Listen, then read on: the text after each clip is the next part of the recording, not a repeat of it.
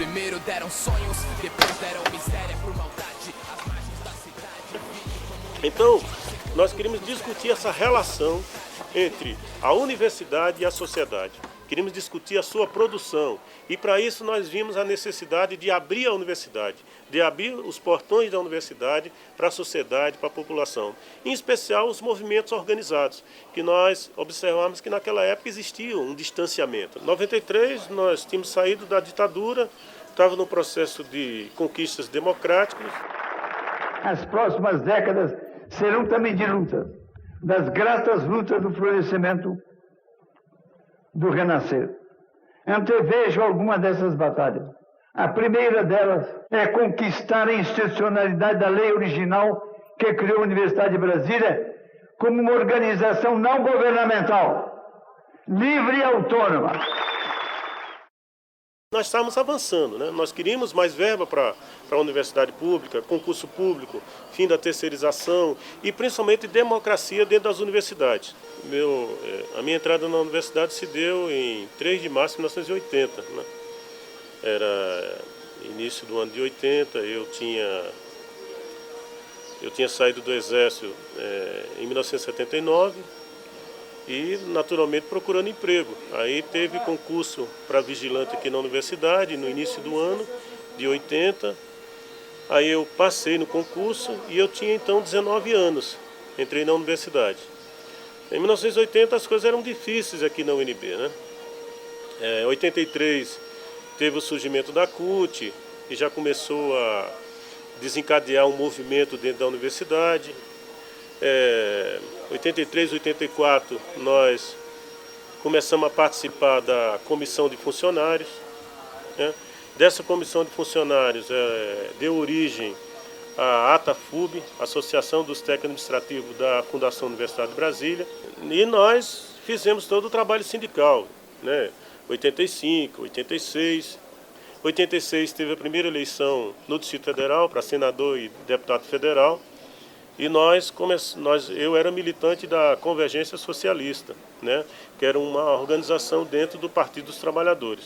Em 86 teve o Badernaço, né, que foi aquela manifestação gigantesca lá na esplanada dos ministérios. Nós, os servidores, estávamos participando e participando da manifestação, naturalmente. Em novembro de 1986, entidades sindicais e demais setores organizados de Brasília se dirigem para a esplanada dos ministérios para a realização de uma passeata e manifestação pública contra a situação econômica do país. 88, Constituinte, e houve alguns avanços, né?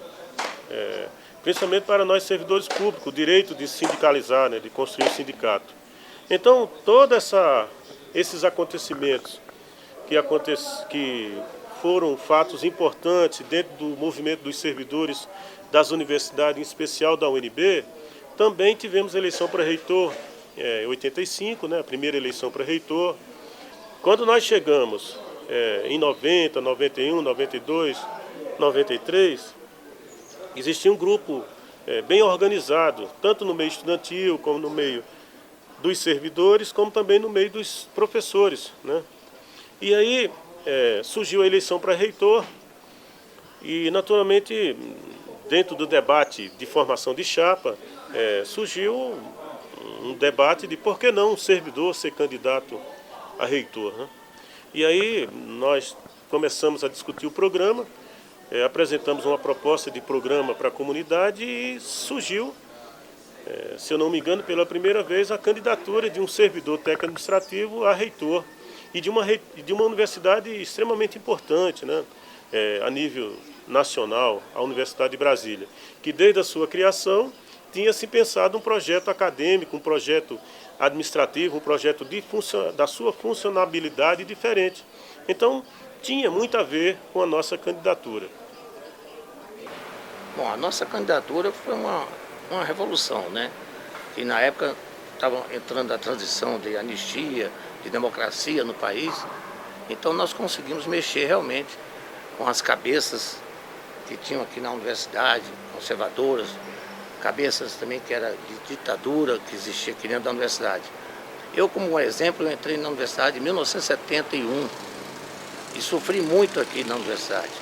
Quando sofria repreensões da polícia, nós sofrimos repreensões dos ditadores que tinha aqui dentro, que era o capitão Azevedo. E nós não tínhamos direito a voto, a fala, nada. E com isso a nossa candidatura reverteu todo esse processo de democratização da universidade. Tanto foi que, logo após a nossa candidatura, o professor Todorov convidou alguns funcionários para ocuparem cargos de direção dentro da universidade. O bom de tudo foi a repercussão, que até pouco tempo eu tinha um jornal do Japão que tinha a nossa foto no dia da nossa inscrição. Quer dizer, isso aí foi bom, mexeu com o mundo todo. A não ser a academia inglesa que não aceitava. Achava ridículo isso, né? Que não podia ser. Mas eu, na época, já tinha mestrado, eu já poderia assumir, né? Já tinha um conhecimento da área acadêmica. E eu acredito que a nossa candidatura só trouxe auxiliar mais ainda a Universidade de Brasília, a qual amei, vivi uma vida aqui dentro, né? Trabalhei mais de 30 anos, conheço bem a universidade e sei que o processo do conhecimento foi democratizado. E nós acreditamos que, objetivamente, a candidatura vencedora do processo eleitoral de 93 teve um avanço. É tanto que o professor Todorov era o reitor, tínhamos um vice-reitor professor, mas, se eu não me engano, nós tínhamos 2 decanatos funcionário técnico administrativo, que era, se eu não me engano, o ex-presidente da SUB, que era o Idei Javá, e tivemos o decano de administração e finanças, que também era um servidor. E uma surpresa, todas as diretorias passaram a ser ocupadas por servidores. Diretor da biblioteca, diretor da editora, diretor do CPD e por aí vai. O prefeito também um funcionário. Então, começaram a observar que nós tínhamos gente qualificados para ajudar a administrar a Universidade de Brasília. Então, muitos do que foram falados, que combateram, que argumentaram que não existia a qualificação, a capacidade para ser um candidato a reitor ou ser qualquer coisa dentro da universidade, estava desmontada durante o processo eleitoral e logo no encaminhamento, que nós acreditamos que foi extremamente positivo. Mão pra cima nos shows, mas não se esqueça, mais importante do que levantar a mão é fazer o povo levantar a cabeça. Uma hora o jogo vira, não diga que não avisei, e da onde eu venho não existe lei que faça eu me calar. Uma hora a mesa vira. A candidatura ela surgiu fundamentalmente da necessidade da gente colocar esse debate na eleição, visto que as candidaturas que estavam colocadas de docentes, nenhuma discutia isso, se propunha discutir isso, entendeu? A colocar em pauta essa questão da democracia, de como deve ser a universidade. A Assembleia Geral, né, ganhou a simpatia para além dos servidores, né? E foi isso, ou seja, foi uma política que foi votada no movimento. Na categoria de servidores, ela foi votada pelas instâncias. Conselho de Representantes, Assembleia Geral, né?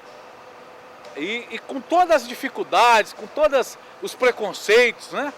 Lá foi, né, o Lima participar da campanha.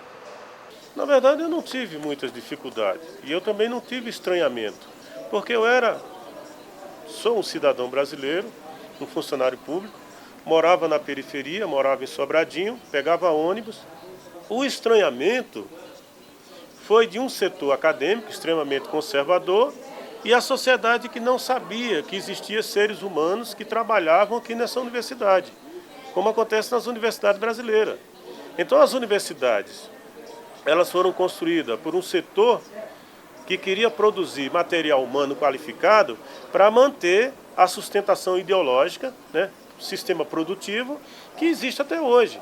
E essa candidatura, ela se contrapunha a essa proposta política, desse tipo de universidade, que é não formar pessoas críticas, mas sim manipular e dizer que o cara está formado para se manter essa estrutura social que nós temos até hoje.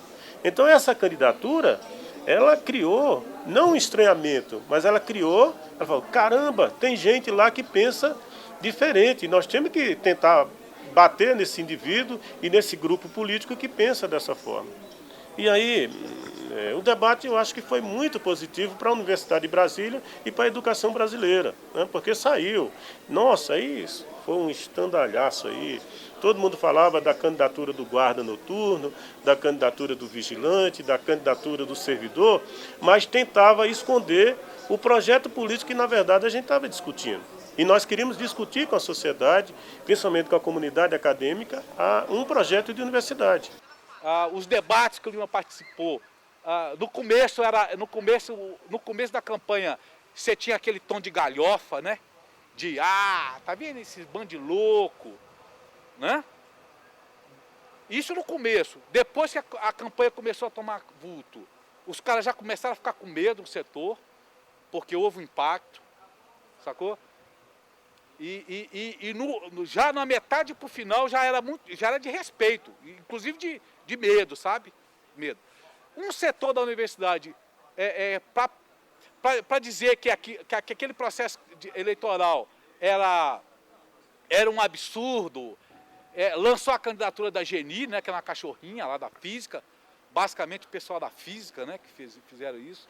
Mas, na verdade, a intenção deles era isso. Ela disse, tá vendo esse processo eleitoral aqui, que tem um vigilante que é para reitor? Isso é um absurdo. Então, vamos lançar a Geni, para reforçar esse discurso. Então, foi uma linha política bem sacana mesmo, sabe? Porque de igualar uma candidatura, por exemplo, de um vigilante com uma cachorra, sabe? Aí criaram uma lei aí, em 95, que proibia os servidores serem candidatos, né? E os estudantes também. Então, até apelidaram essa lei de Lei Lima, mas, na verdade, isso é uma coisa que nós temos que derrubar, né? As instituições federais de ensino já têm o direito de eleger o reitor e o vice ser um servidor técnico-administrativo. Como é que nós vamos discutir a universidade, né? Uma universidade que não tenha discussão política? Inclusive dos partidos que existem na sociedade, das organizações, né, dos sindicatos, porque por trás dessas organizações, dos partidos políticos, o que é que existem? Existem projetos políticos para a sociedade, existem reivindicações concretas, né? Por exemplo, como é que nós vamos discutir a eleição para reitor e desconhecer o Sintfub, a ADUMB, o DCE, os CEAs, né, o MST, né, os partidos, o Congresso Nacional, ou seja, a universidade é um troço fora da realidade. E isso forçou até as outras candidaturas a baixar um pouquinho o facho e falar sobre uma pesquisa extremamente importante, mas dizer que quem financia aquela pesquisa é o trabalhador da construção civil que está fazendo uma casa lá na Ceilândia, né, que os arquitetos que estudam aqui na UNB tem que pensar um projeto habitacional que atenda também às necessidades básicas da população, que os engenheiros, né, que os eletricistas, que todo mundo. E outra coisa importante também, os alunos precisavam ver que a universidade não era só composta de professores e estudantes. Quando o professor acendia a luz, por trás daquela luz que ele acendia, tinha um eletricista. Quando alguém vai no banheiro, né, tem um bombeiro hidráulico que construiu aquilo ali, tem um pedreiro. Então a universidade é isso, assim como toda a sociedade. E eles ficam tentando excluir que existe isso. Então nós queríamos debater com a sociedade, em especial com a Universidade de Brasília, um projeto de universidade que valorizasse esse tipo de realidade, que era um fato. Não podemos ter uma vigilância sem compreender essa realidade, esses novos tempos, né? Temos que dialogar com essa juventude para poder fazer com que elas se interessem pela universidade. Porque ninguém aqui é bobo achar que a criança já entra aqui, o garoto, o jovem, com 16 anos, e já está completamente ganho para o projeto que eu, como pai, já avô, fico imaginando para os meus filhos. Ou seja, nós temos que ganhar essa juventude. Por isso que nós, vigilantes, todos os servidores da universidade, somos trabalhadores também de educação. Não adianta olhar pro céu com muita fé e pouca luta. Levanta aí que você tem muito protesto pra fazer, muita greve, você pode, você deve, pode crer. Não adianta olhar pro chão, virar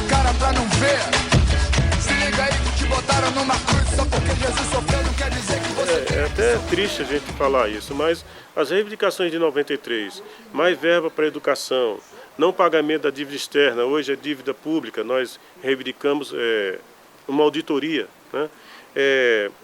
Concurso público, melhores salários, democratização das instituições das universidades. Então são reivindicações hoje. Por exemplo, nós reivindicamos eleições paritárias e uma maior participação nos colegiados, nós servidores técnico-administrativos.